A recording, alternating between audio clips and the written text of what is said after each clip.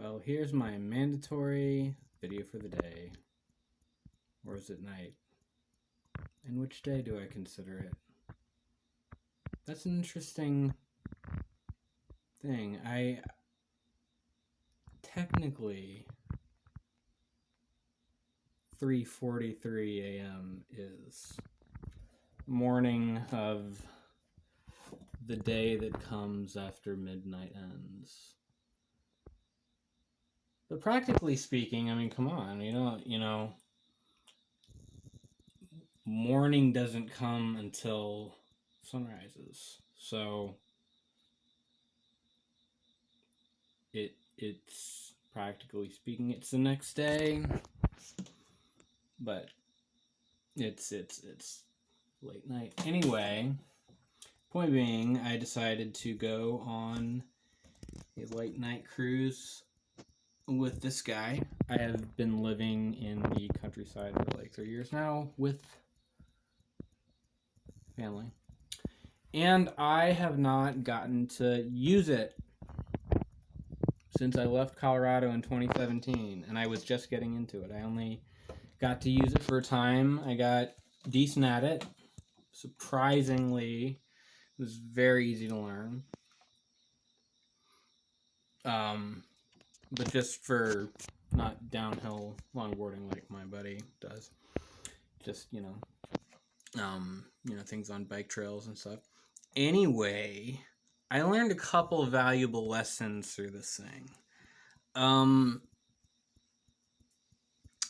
One is I learned my limits. I've only been doing this for a few days now, and I've just been going up and down the street, the same street, and it's just got some gentle hills. But at the end, there's a much steeper hill, and I decided to go a little too far up the hill because I'd gone from the very top before, but that was during the day, and I took a spill, and that's one of the results. Thank God I decided to wear my jacket in spite of the fact that it is hot and muggy out there. And so I learned. I asked myself, was it hubris that led me to think that I could handle such a steep hill, or was it just simple stupidity and foolishness and naivety? No, I wouldn't call it hubris. Hubris is when it's like a really fatal, deep-seated thing. It was just overconfidence is the correct word, combined with being stupid. Anyway, because I was thinking on the way, before I start going down, I was looking at some hills that went into town and that ended near the road where cars go. I was like, I don't need to be going down that. I just got to practice more, just basic. Anyway, so that's one lesson that I learned. But another event that I'm really ticked off about is my glasses fell off, and I had already started walking up the street when I realized it, and so I went back and forth with my phone flashlight on, and because I didn't remember exactly where I spilled. No such luck. Problem with losing your glasses: you can't see to find them. So I'm just gonna call my mom or something tomorrow, and thankfully I focused on the road, and I think they're probably in the grass. So the point being, cars can't drive over them. So the second lesson that I learned, and this is somewhat ironic, it actually, I'd been kind of nervous about falling, and I'm thinking it's gonna fuck me up, and when it actually happened, I said, oh shit, as I fell into the ground, and I just kind of rolled as I fell, and really the only real damage is this knee, and it's actually not that bad. I didn't scream or cry. It was just like, ah, shit. It wasn't painful, and it's a minor thing, but the fact that I could handle something that I thought would be that bad. First of all, I don't want it to happen again, so I'm not going to say, oh, it's not that bad. I don't care if it happens. I'm going to go slower because, it could be worse. But it's kind of like I've been through a lot in my life, and I've grown a lot stronger, and through adversity, and this isn't like true adversity, but it's something that I thought could be like a horrific thing, like I'm gonna go to the hospital and like break something, and I just rolled as I went, and I'm okay, and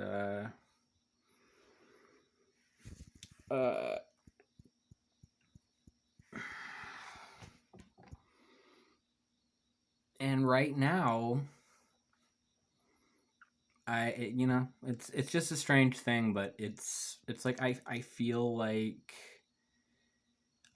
a sense of confidence. And it's not just about that. It's like I think that a lot of other stuff have been going on in my life that have kind of things that are changing, and sort of the growth and strength that kind of germinates, starts growing out, and I'm kind of overanalyzing the skateboard story, but I made a choice to hold myself to the idea of making at least one video a day, whatever it is. So I'm just telling what happened with my night, and trying to give it some sort of meaning besides just saying, well, dude, I like wobbed like crazy, skinned my knee. Dude, it was sick, man. Like, I had to like put alcohol in it and a bandage and then like check it out, because that's what guys do, even in their 30s. That's if any women out there wondering what guys talk about, mostly well, boobs for one, and then also scars and gashes, and if you don't have any, you're not a man.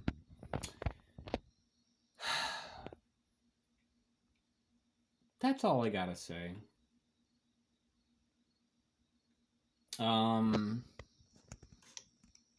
Topic for next week's episode.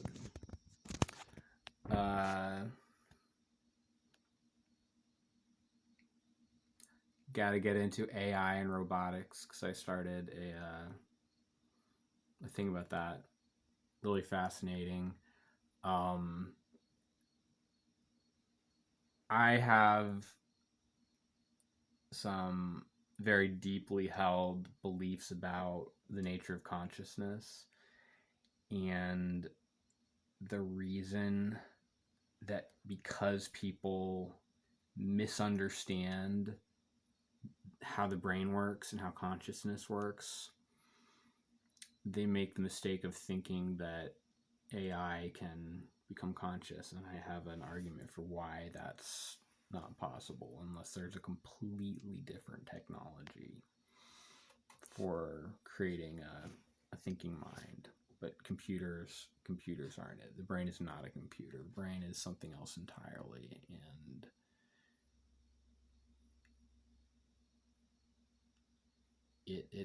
there's other processes going on that we don't understand, probably on the quantum level. So that's one of the things I want to get into. I want to talk about the Dune movie, why it's going to be amazing, and I think that Dune fans are obviously going to pee their pants with excitement. I know I will. Or my several pairs of boxer briefs. And why it's gonna be like a big phenomena, kind of akin to Star Wars. Anyway, I save all those stuff for another video, because I want to divide them up by topic. Although I don't have any problem with rambling a bit and free balling, spitfire, rambling, because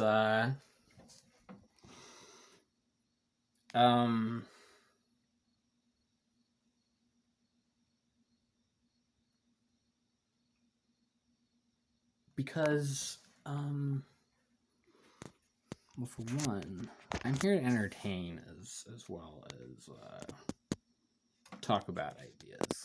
Okay. And see, now I'm analyzing, I'm thinking about, and it's a never-ending loop, and it's difficult, and I'm getting better at it. Meditation is good, has helped me with that, mindfulness. And I should talk about that. I should talk about the benefits. Maybe I'll even give a guided meditation or two. I've benefited a lot from those. I think I could use somebody else's as a template, or come up with my own, something that works.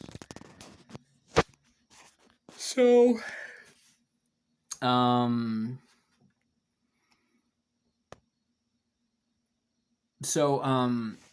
I journal a lot, and I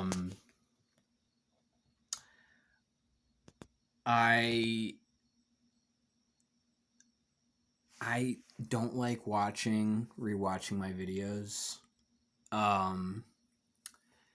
but I do like reading my old journals, because I can skim them and sort of just get the details. Watching my own videos means I have to sit there and listen to the whole thing that I talk about, and I just don't like doing that. So I've avoided, so that's kind of kept me from like trying to use YouTube and video recording as a way to record my ideas and, you know, stories about my life and stuff. For one thing, do people really want to hear everything that I like I gotta, you know, make sure it's stuff that people want to hear about, but, you know, fuck it, like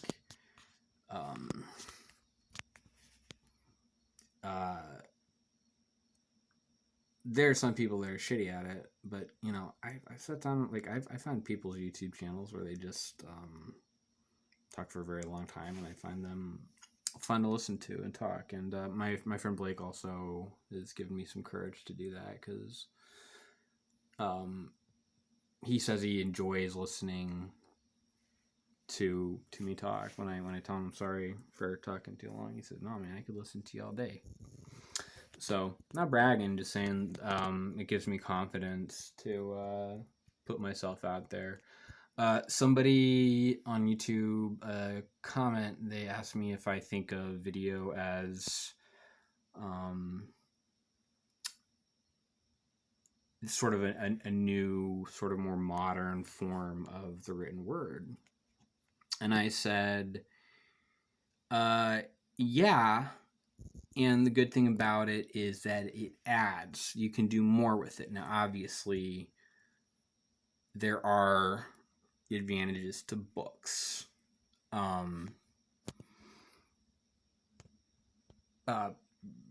Personally, I can read a lot faster than I can hear people talk. In fact, I'm an information addict, so a lot of time, like, most of the stuff I watch on YouTube are educational or about the news, and I just hit the fast forward button because I just want to know, you know, the information.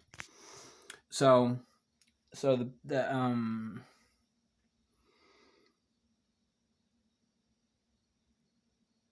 yeah, point of this is just to talk about my skateboard skill and, you know, use that as a jumping off point for other stuff. You know, I think it's also okay to sort of go on tangents, and let the topic change, because that's how conversation happens naturally. And uh, a lot of times, so I talk to myself a lot. I think out loud, and I'm not embarrassed by it. It's just something I do, and sometimes I'll be asked like, "Hey, are you on the phone with somebody?" Like from the other room. Like, no, I'm just thinking out loud.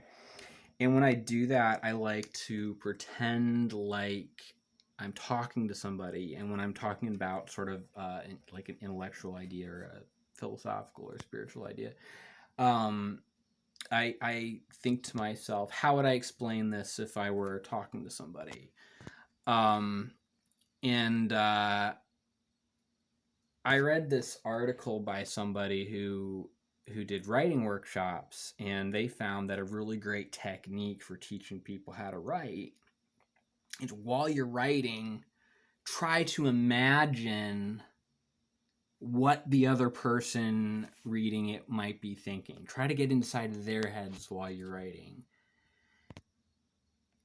And I'm like, duh. You know, I'm I don't have a, it's not like a big, it's not like you shouldn't teach, you know, if somebody's not good at writing. um it's not like you absolutely should teach that, because there are people that don't think about that, of course. But the point is, um the article made it sound like it was like a really eye-opening thing, um you know, to have that idea. And they when they looked at the papers, they found people that did that wrote better papers. And that's I don't do that when I'm journaling necessarily, but if I'm writing something for somebody else to read, of course I'm going to imagine how they're reading it. But I recognize that I'm also an empath, and I'm also an excellent writer. So, and certainly, and so to me, it's second nature. I might take it for granted that that's normal. Um, but yeah, of course, growing up in school, you're writing for your teacher. Don't you want to think about what your teacher is going to think when they write it? The most intense and significant thing that I've ever written was a letter I spent 2 years on to an ex, and I didn't just imagine what she might be thinking when she read it. I dug deep into her psyche.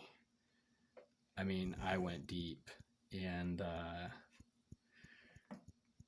that was a scary place to go, but man, I learned a lot, not just about her psyche, but the nature of the psyche.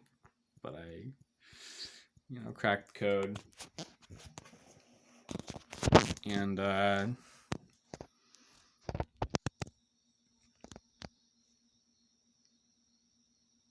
that's a story for another time. Um, and I think I am going to get in on that. On the one hand, I don't want to reveal, you know,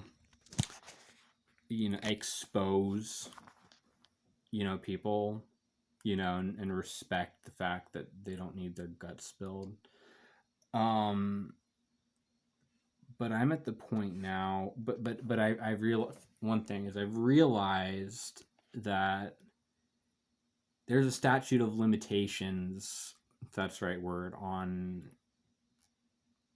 on when it becomes okay to, say, write and publish songs and poetry that are clearly about another person, even if you know that they're going to end up seeing it, as long as it's not written like just for the purpose of seeing them. It's just like expressing yourself.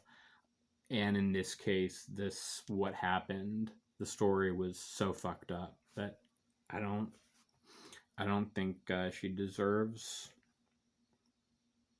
that respect of privacy, because it's part of my life, it's part of my story, and I want to be able to share that, because it was something that made me who I am. It was something very significant, and it's not my job to protect that person.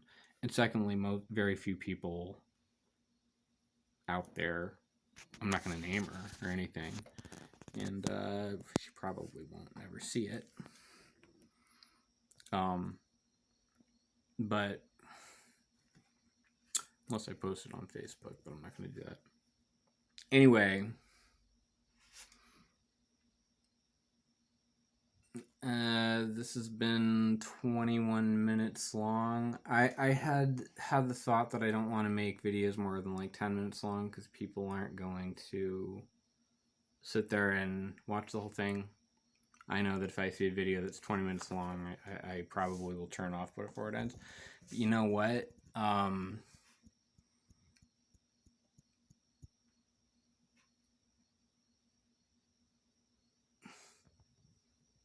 This is for me. This is for my own practice.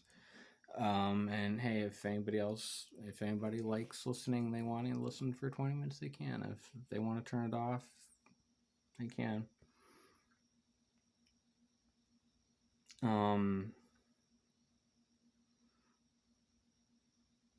It is kind of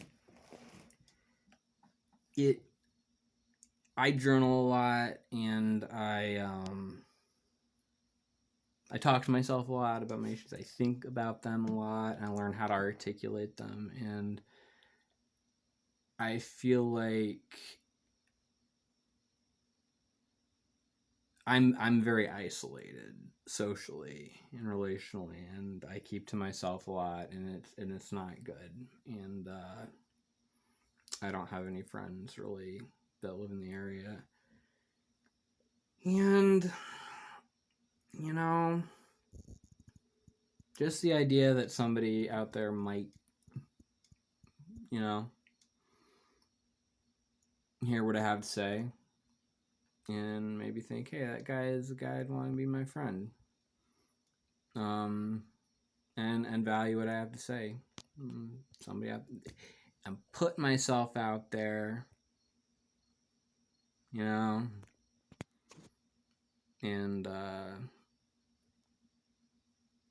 hey, maybe some ladies out there who will hear what I have to say and just want to keep watching and watching, because they get to look at my handsome face.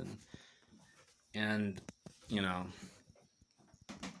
if you about to go on a date and you Google somebody, it's kind of like when you're applying for a job, you want to make sure there's only good stuff out there on the internet. So is it creepy to try to look somebody up before a date? No, I don't think so. I think it's good. Find out what they're into. Makes for some good conversations. So we'll stop there. I think it's early in the morning. I'm not going to bed. I took Adderall late. Shouldn't have done that, but I did. It's going to be an all-nighter. Gonna go try to straighten up my room, because I can't see. I'm limited in my maybe ability to do some stuff. It's gonna drive me crazy, but one of my problems is I want to get into so many different things, and it's hard to limit myself to one thing, and then I end up getting carried away. So I'm tired of some art, some guitar. Guitar is something that I really need to prioritize. It's going to be, I'm at the point now where I realize that I got to take this gift as far as I can and really develop it, because it's going to be my new thing. Who knows where it's going to go.